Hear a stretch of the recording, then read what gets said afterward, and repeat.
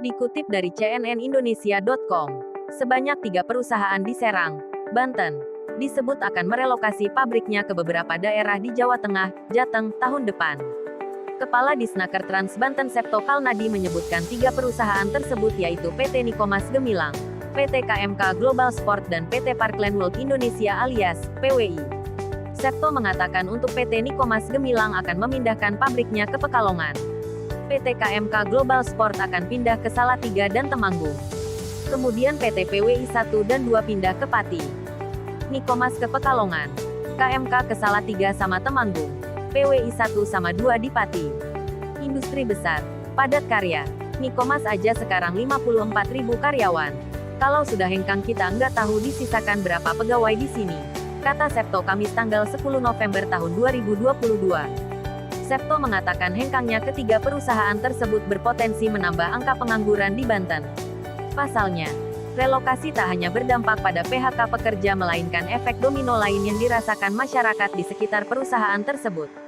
Pengusaha memperingatkan perlahan tapi pasti seluruh pabrik yang ada di Banten bakal stop operasi dan pindah ke wilayah lain, salah satunya Jateng. Direktur Eksekutif Asosiasi Persepatuan Indonesia atau Aprisindo Firman Bakri mengungkapkan hal itu terjadi lantaran pelaku usaha mengalami kesulitan keuangan menyusul penurunan permintaan dari negara mitra dagang imbas perang Rusia-Ukraina.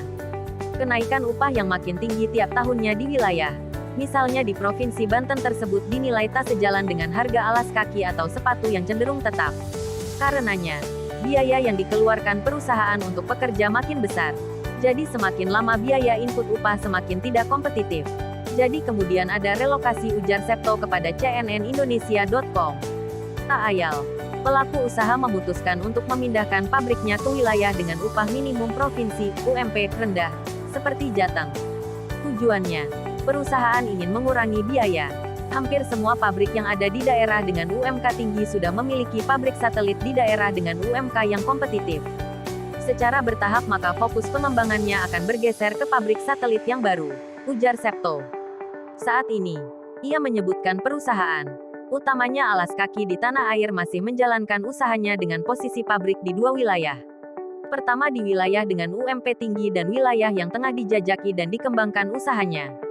Namun, ia tak memungkiri pekerja dari pabrik yang direlokasi pada akhirnya lebih berisiko terkena PHK ketika ada penurunan permintaan atau demat. Pada pabrik yang sudah ada relokasi, karena beban di pabrik asal lebih berat beban gajinya maka ketika ada penurunan demat mereka, pekerja pabrik yang direlokasi, menjadi korban pertama PHK, imbu Septo. Terima kasih sudah mendengarkan berita Muria Raya. Dukung kami dengan cara subscribe, like, serta share agar channel ini semakin berkembang.